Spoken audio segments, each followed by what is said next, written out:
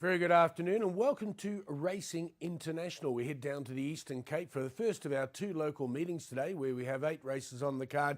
And the Go Get the Sheriff goes for the Triple Crown today. So we're all very excited about that. He's won the 12 and the 14, now goes for the 1600 metres, the Polly Winter Challenge. All right, let's go and have a look at the track and tell you all about it.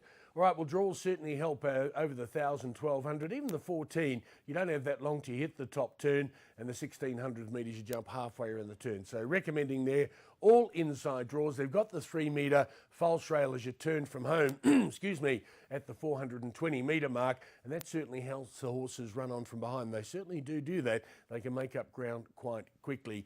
All right, let's get into the first on the card, which is a maiden juvenile plate for the 2-year-old fillies over the 1,200 metres. I think we get off to a reasonable start here with the Alan Creer stable. Hurricane Shelley currently priced up at 22 to 10. Andrew Fortune jumps aboard for the first time. They tried her over the 1,400 last time. She moved up, hit the front, looked like she was going to win that and just faded out. So I think it'll be much better at this stage of her career coming back to the 1,200 metres. Now watch out for the Snaith Racing stable with number 1. Here's the comment from the stable. Much better than last. They did punt it into 5 to 2 and was disappointing there. They're expecting a much better run from a good draw in Barry 1 with top jockey Samunga Kamalo aboard. Kalala, this is number 5 with JP van der Merwe for the Gavin Smith stable. I have put a little question mark here. I mean, I know these 2-year-olds do improve leaps and bounds. Now, they tried her over the 1,200 going back 2 starts ago, and she went off favourite at 18 to 10. Was very disappointing there. Then they pulled her back to the 1,000 last time out on the 6th of May. She hit the front. She only got coddled late to go down by a short head. Now, she got a good draw again, but I have got a slight question mark. Is the 1,200 touch too far? All right, trifecta time. Sorry, for our quartets and trifectas. Don't leave out the 8 from the Cornet Spieth stable. Plenty of early speed, drawn nicely in 3, and might be worth putting into those trifectas at 7 to 1.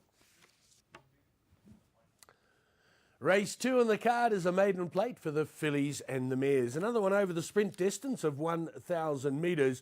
Nakaru blinkers go on today. Note that it's had 2 runs since moving down to the Yvette Bremner stable and certainly ticking along the right way. I think it deserves to be favourite here in a pretty moderate field. Callan Murray is now your new jockey. The apprentice doesn't claim, and he's certainly a good rider, this kid. Number 2, this one's from the Gavin Smith stable, JP van der Merwe. Now, it's very firm in the market. Found support at the moment, has early gate speed, likes to be up there nice and handy. Just having his last 4 runs, all been on the grass. So tries the Polly for the first time today and drawn okay in barrier 5.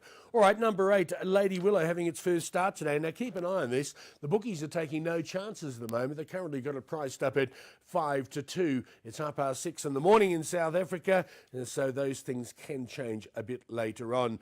Number 5, Nancy's Desire, needed its last run. Coming back from a spell, it could show some improvement with Andrew Fortune aboard.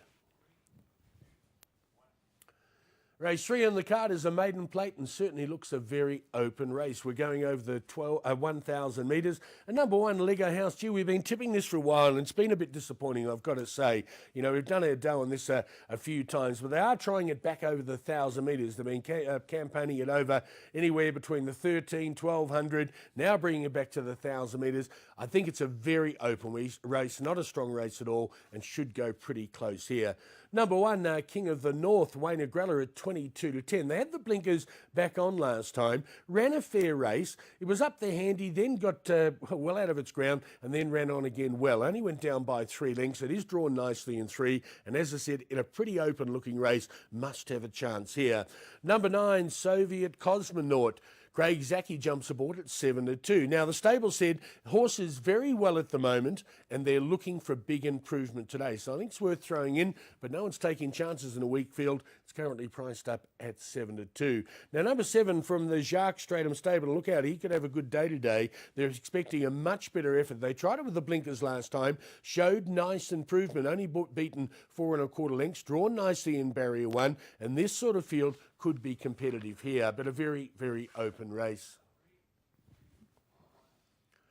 Race 4 on the card is the maiden plate for the fillies and the mares. 1,300 metres is where we're going, and number 2, Sadler's Lass, Raymond Danielson, 9-2. Thought represented a nice each-way bet here, drawn in barrier 6. Now, they tried it over the 1,400 metres last time. Funny old race, that one. Sort of got shuffled around and didn't quicker, but they're bringing it back to the 1,300 metres today. Now, going through its previous form, in its previous 2 runs, ran second, beaten less than a length, and certainly must have an each-way chance here. Main danger is certainly going to be from the Glen Cotson stable.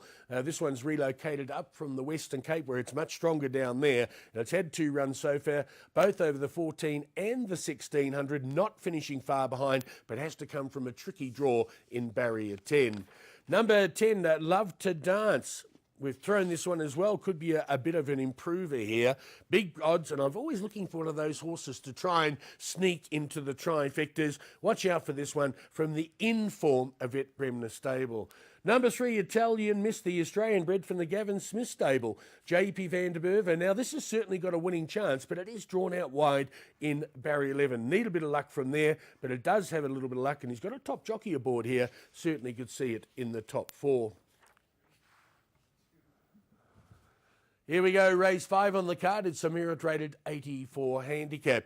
Travelling over the 1,300 metres. Looks a good race, this one. Nice and competitive. And we've been tipping this horse.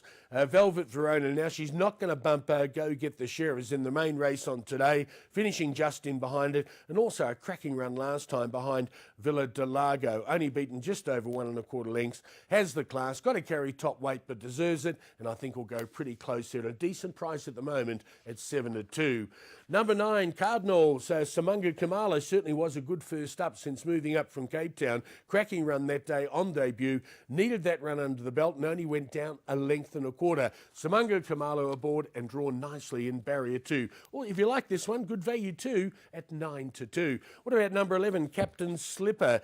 Callan Murray jumps aboard, doesn't claim here. Well, he doesn't claim at all anymore. Now, this has only got 54 kilos on its back. Now, it's on a bit of a roll in its last 5 outings. It's won 2 of those and run second on 3 occasions, and certainly wasn't disgraced last time over the 1,400 metres. That was on the turf and only went down by 1/4 length. Number 3, Rebel House, could be a little bit of each-way value. In fact, Nadine Rapson, who's our on-course lady down there, she really likes this one from the Tara Lang stable. Got plenty of early speed from a decent draw in barrier 5. Should get a good run for your money.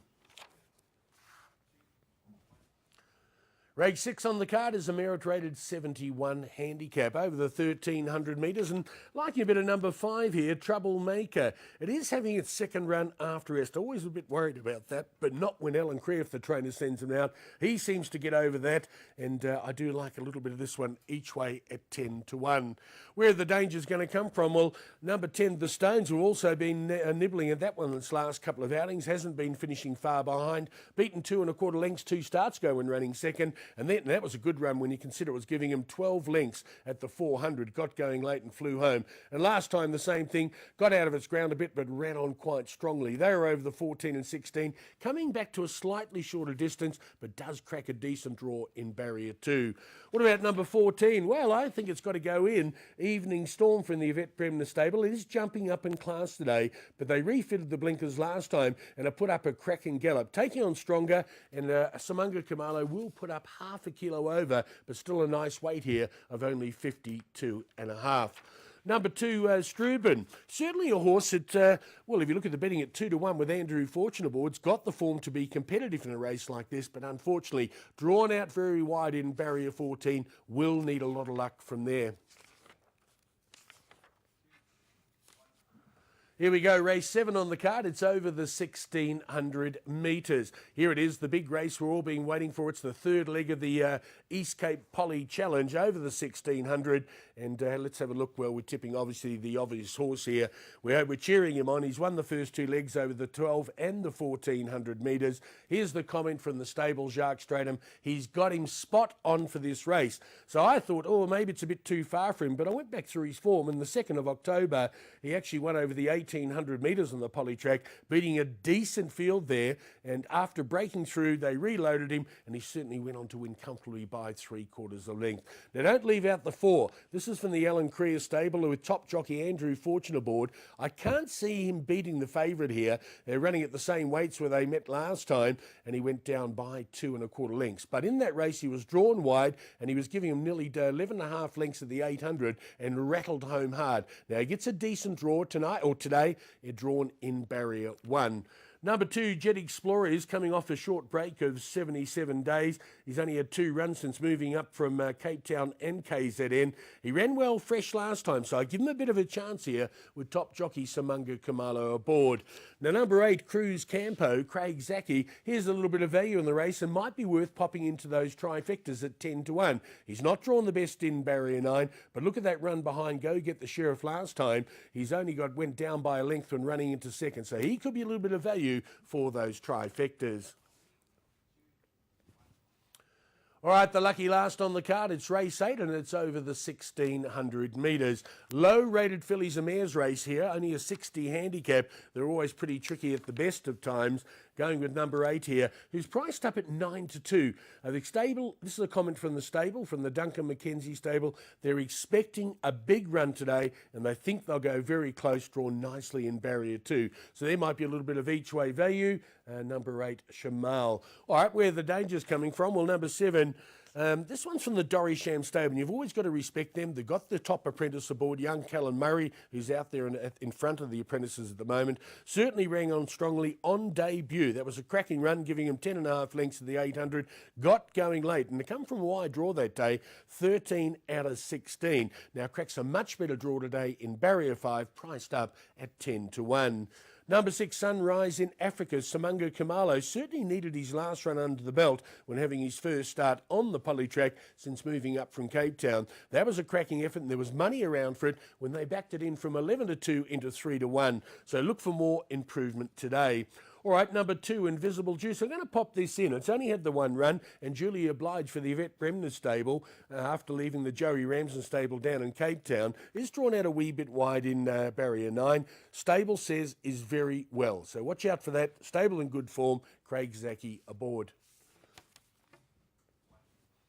Yeah, looks a nice competitive car. Well, let's hope the Triple Crown goes the way we like in race 7 with Go Get the Sheriff. So we'll certainly be cheering him on.